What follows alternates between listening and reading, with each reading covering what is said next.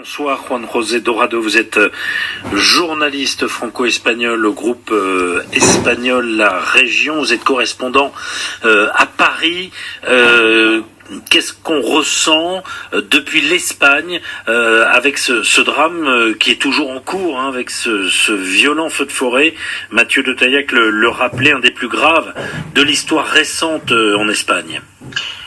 D'abord, c'est la stupéfaction, parce que c'est vrai que le bilan des 12 morts et 8 blessés graves aujourd'hui, et puis surtout encore 23 personnes qui sont portées disparues, du jour au lendemain, ça fait froid dans le dos, dont beaucoup d'Espagnols. C'est vrai qu'on est habitué en Espagne aux feux de forêt, parfois très violents.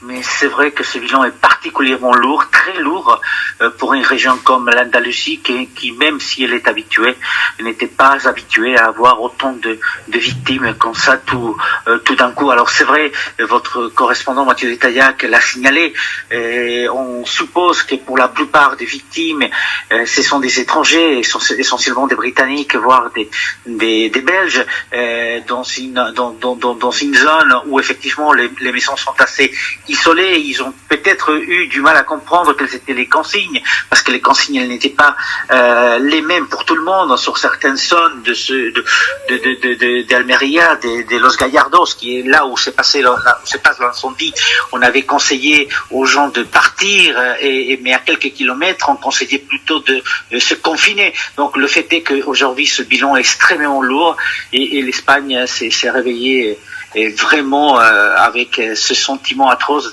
d'avoir perdu de vies humaines. Et aujourd'hui, maintenant, il va falloir essayer de retrouver ceux qui sont disparus. Encore une fois, c'est 23 personnes qui sont portées disparues aujourd'hui. Vous le disiez, Juan José Dorado, l'Espagne connaît des vagues de chaleur très importantes, de plus en plus longues, avec des températures qui dépassent souvent les 40 degrés. Ça crée évidemment les conditions favorables pour des incendies. L'Espagne est malheureusement habituée à ce type de phénomène. Est-ce que l'Espagne est armée pour lutter suffisamment contre ces incendies qui ont tendance à se multiplier? L'Espagne, depuis des décennies, a développé une politique pour lutter contre les incendies. On sait qu'il y a des plans qui sont mis en marche automatiquement dès qu'on commence à dépasser le 25, le 27, le 28, le 29, les 30 degrés. Ce sont des plans qui se déclenchent automatiquement. On a cette expérience-là. Là, aujourd'hui, on parle d'un phénomène très particulier. C'est vrai qu'il y a des très hautes températures, mais surtout le président de la région, Juanma Moreno, a signalé que, a priori, ça serait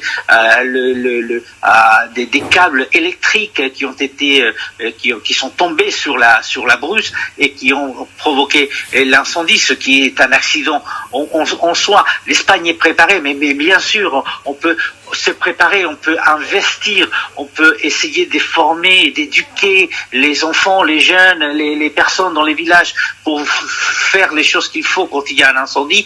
Mais ça n'empêche que quand vous avez un incendie de cette magnitude avec des vents très violents qui va très vite, parce que parfois on a parlé des 30, 40, 50 km/h pour les vents qui ont poussé vraiment dans un endroit qui est très sec.